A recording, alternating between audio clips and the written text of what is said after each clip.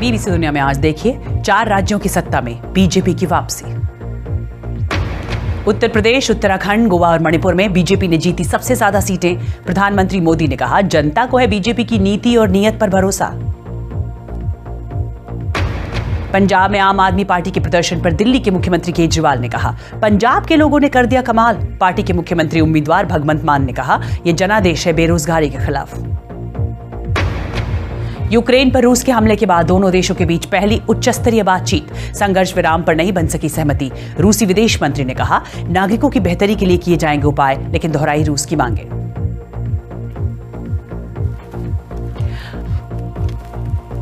आज बीबीसी दुनिया में चर्चा चुनावी नतीजों की।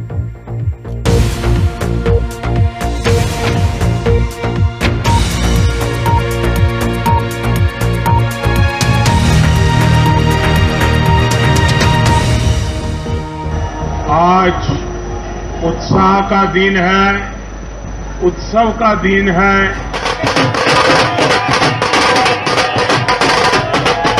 पंजाब वाले हो तुसी कमाल कर दिता।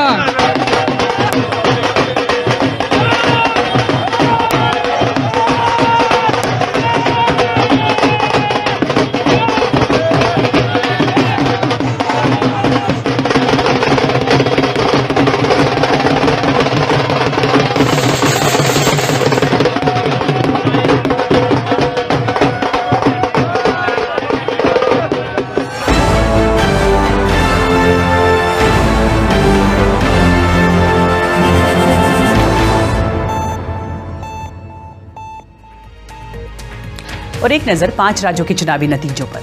उत्तर प्रदेश में बीजेपी 255 सीटों के आसपास है। इस वक्त समाजवादी पार्टी को मिलती दिख रही हैं 111 सीटें। उत्तराखंड में बीजेपी 47 और कांग्रेस 19 सीटों पर जीत दर्ज करा रही है। पंजाब में आम आदमी पार्टी ने जीत ली 92 सीटें। कांग्रेस 18 सीटों पर सिमटी है और बीजेपी को मिली है सिर्फ 2 सीटें। और बात की जाए गोवा की, तो बीजेपी ने जीती है सबसे अधिक 20 सीटें, कांग्रेस 11, आम आदमी पार्टी 2 सीटों पर सिमटी है। और पूर्वोत्तर के राज्य मणिपुर में बीजेपी सबसे अधिक 32 सीटें, Congress 5, Janata Dal United 6, national peoples party 6 और कुकी पीपल्स अलायंस 2 सीटों पर अपनी जीत दर्ज करा चुकी है। और 37 साल बाद उत्तर प्रदेश में ऐसा हो रहा है कि लगातार दूसरी बार बीजेपी सत्ता में आती दिख रही है। 5 साल से सत्ता में होने के बावजूद बीजेपी अगर बढ़े हुए वोट शेयर के साथ सत्ता में वापसी करती है तो इस जीत का सेहरा मोदी या योगी किसके सिर बांधा जाएगा, चर्चा इस बात की हो रही है। इधर दिल्ली में भारतीय जनता पार्टी के मुख्यालय पर जीत के जश्न में प्रधानमंत्री मोदी ने कहा कि नतीजे बताते हैं कि जनता पार्टी की नीति और नीयत पर भरोसा जता रही है। 2019 में जब लोकसभा में हम दोबारा जीत करके आए तो इस ज्ञानियों ने कहा था कि भाई इस 2019 के जीत में क्या है, ये तो 2017 में ही तय हो गई थी, क्योंकि 2017 में यूपी का रिजल्ट आया था। मैं मानता हूं इस बार भी ये ज्ञानी जरूर कहने की हिम्मत करेंगे कि 2022 के नतीजों ने 2024 के नतीजे तय कर दिए हैं। इस चुनाव में देश के मतदाताओं ने अपनी सूझबूझ का परिचय दिखाते हुए ये क्या होने वाला है इसका इशारा कर दिया है। और विधानसभा चुनाव में बीजेपी की भारी जीत के बाद यूपी के मुख्यमंत्री योगी आदित्यनाथ ने कार्यकर्ताओं को लखनऊ में संबोधित किया। इस दौरान वो प्रधानमंत्री मोदी के नेतृत्व की जमकर तारीफ करते नजर आए। उत्तर प्रदेश, उत्तराखंड, मणिपुर और गोवा में भारतीय जनता पार्टी की प्रचंड बहुमत की सरकार बनने जा रही है। इन 4 राज्यों में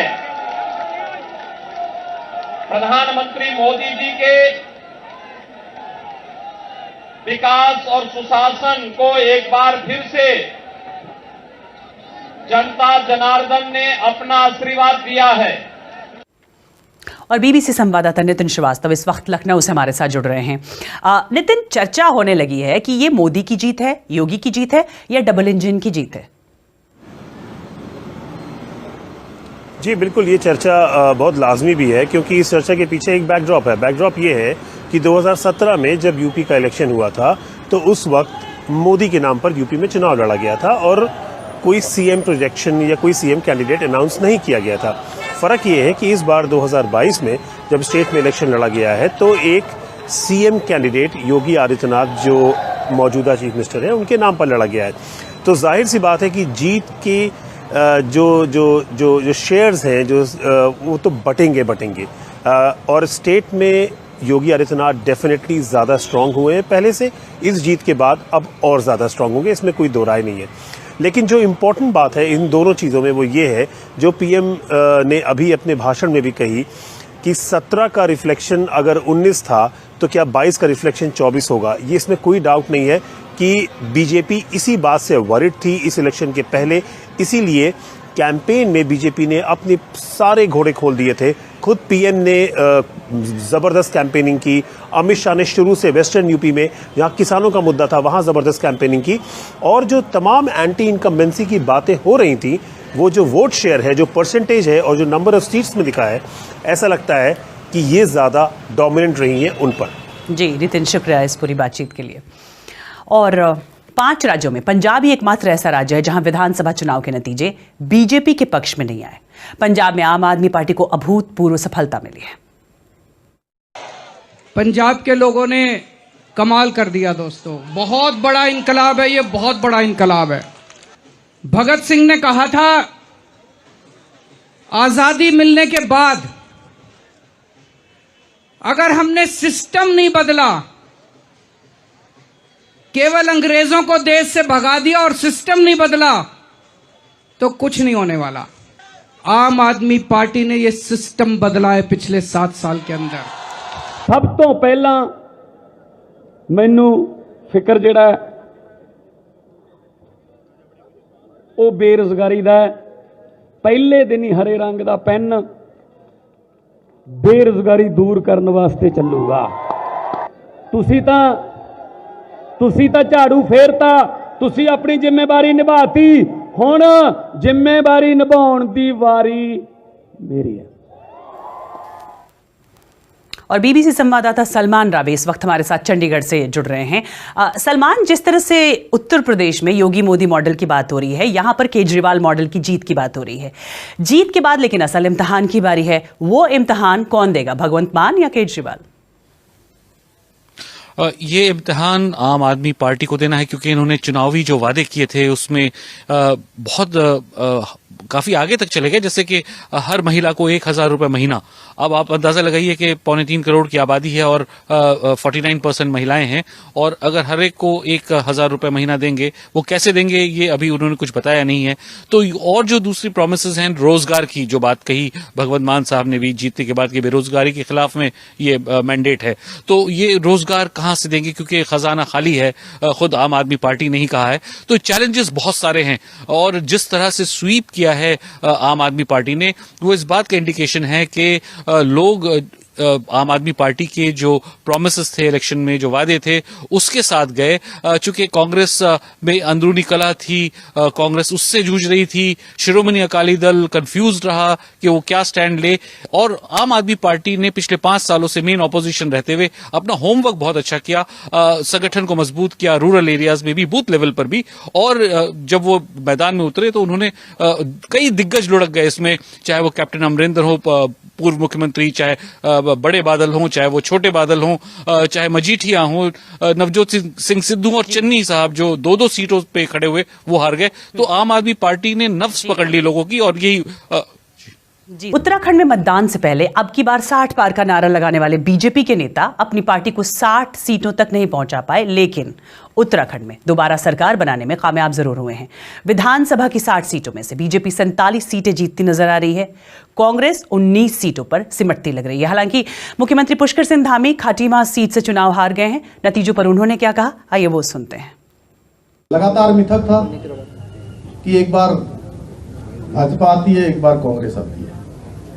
और मैं हमेशा ये कहता था कि मोदी जी के देश के प्रधानमंत्री बनने के बाद सारे मिथक टूट रहे हैं, सारे मिथक टूटते गए हैं, नए इतिहास बनते चले गए हैं और आज उत्तराखंड के अंदर नया इतिहास बन गया है। और उत्तराखंड पर बात करने के लिए बीबीसी संवाददाता राघवेंद्र इस वक्त हमारे साथ जुड़ रहे हैं। राघवेंद्र, ठीक है बीजेपी जीत गई है, लेकिन जो मुख्यमंत्री कैंडिडेट थे, जो चेहरे थे, वो हार गए हैं। जीत के मायने थोड़े फीके नहीं पड़ गए? देखिए, एक झटका जरूर है भारतीय जनता पार्टी के लिए पुष्कर सिंह धामी की हार की वजह से, लेकिन जिस तरह से और जितनी एक तरफा तरीके से पार्टी उत्तराखंड में जीती है, करीबन 47 सीटें पार्टी की आ रही हैं, शायद 50 तक भी ये आंकड़ा छू जाए जब फाइनल स्टैटिस्टिक्स आएंगे, तो ये अपने आप में पार्टी के लिए एक बहुत बड़ी एक खुशी की खबर है, क्योंकि पार्टी के लोग ही ये कह रहे थे कि इतनी उम्मीद तो भारतीय जनता पार्टी को भी नहीं थी कि इन चुनावों में इतना शानदार प्रदर्शन इस पार्टी का रहेगा। एक बहुत ही कांटे की टक्कर के अनुमान लगाए जा रहे थे। उत्तराखंड का इतिहास रहा है कि कभी भी जो रूलिंग पार्टी होती है वो कंसेक्यूटिव अगले चुनाव में दोबारा सत्ता में नहीं आती है, तो वो एक ट्रेंड उत्तराखंड में इस बार रुकने जा रहा है। और कांग्रेस की जहाँ तक बात है, कांग्रेस ने एक लड़ाई लड़ी, लेकिन शायद कांग्रेस इस बात को लेकर कुछ ज़रूरत से ज़्यादा आश्वस्त थी कि शायद इस बार सत्ता में आने की बारी उनकी है, और शायद इस वजह से उनके प्रयास में कहीं कमी रही है।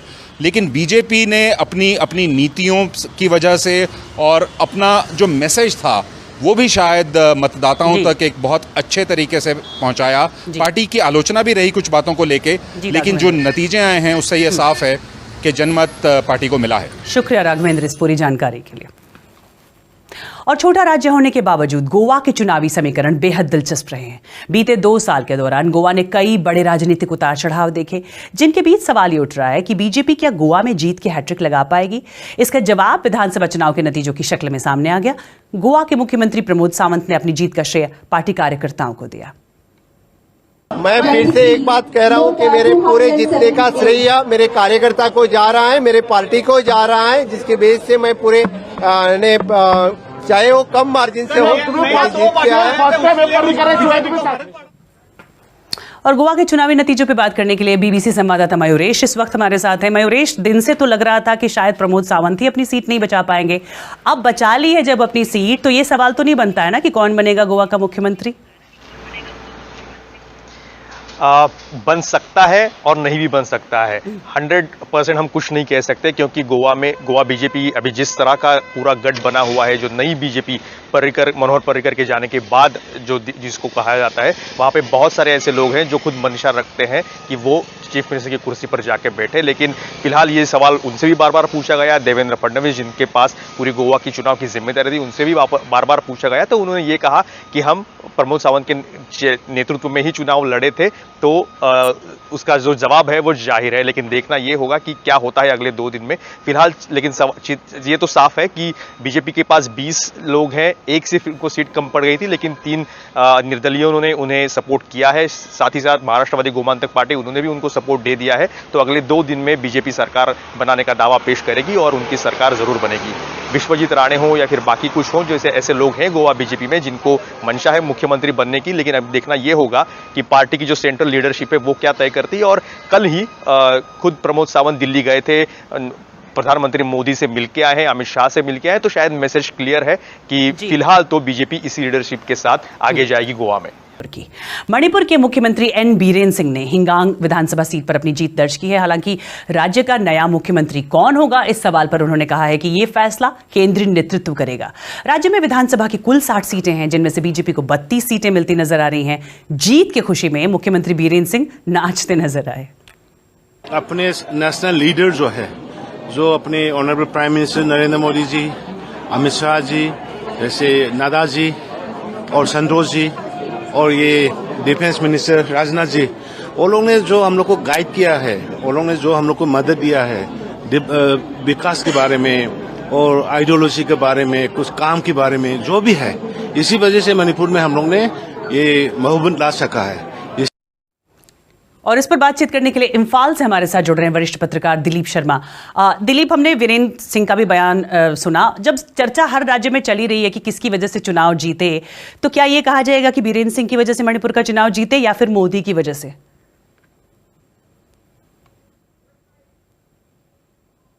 मणिपुर में जो इस बार जो बीजेपी ने चुनाव जीता है उसके पीछे जो रणनीति है वो बिल्कुल अलग है, क्योंकि मणिपुर में अगर आप देखें कि चुनाव के दौरान प्रधानमंत्री नरेंद्र मोदी से लेकर आपके जितने तमाम बड़े नेता हैं, राजनाथ सिंह, नितिन गडकरी, सब लोगों ने कैंपेन किया है। और जो मैं 2 दिन से यहाँ घूम रहा हूँ और लोगों से बात कर रहा हूँ, तो जो पता चला कि जो मणिपुर में जो 2 बड़े मुद्दे थे, जैसे कांग्रेस के दौरान यहाँ बंद ब्लॉकेट काफी होते थे, जिसकी वजह से जो खाने पीने के सामान, पेट्रोल की कीमतें बढ़ जाती थी, उसको बीजेपी ने 5 साल में बहुत सुंदर से उसको सुलझाया है। इसके अलावा मणिपुर में जो वैली और घाटी के लोगों के बीच जो मतभेद थे, जिसकी वजह से यहाँ कॉन्फ्लिक्ट हो रहे थे, उसको भी बीजेपी ने बहुत अच्छे से संभाला है। तो ये कहें कि बीजेपी ने जो रणनीति बनाई थी बहुत ही स्मार्ट तरीके से काम किया है, क्योंकि मणिपुर में इसके अलावा भी आर्म स्पेशल फोर्स एक्ट के मुद्दा था, इसके अलावा महंगाई मुद्दा था, कोविड को लेकर भी लोग कुछ शिकायत कर रहे थे। लेकिन बीजेपी के अगर कैंपेन को देखें, उसकी जो रणनीति थी वो इतनी स्मार्ट थी, क्योंकि 2017 में 21 सीटें मिली थी बीजेपी को, और जिसके वजह से जो 5 साल जो सरकार चली उसमें कुछ मतभेद भी हुए, जो अलायंस पार्टनर थे उनके साथ भी मतभेद हुए, बीच में बीजेपी के 3 एमएलए पार्टी छोड़ के चले गए। इसलिए बीजेपी ने टारगेट रखा था कि इस बार मणिपुर में 40 से ज्यादा सीटें उनको लानी है, और इस तरह से अब पूर्ण बहुमत आ गया है। बिल्कुल, और मुझे जो लग रहा है, दिलीप, बहुत बहुत शुक्रिया इस पूरी जानकारी के लिए।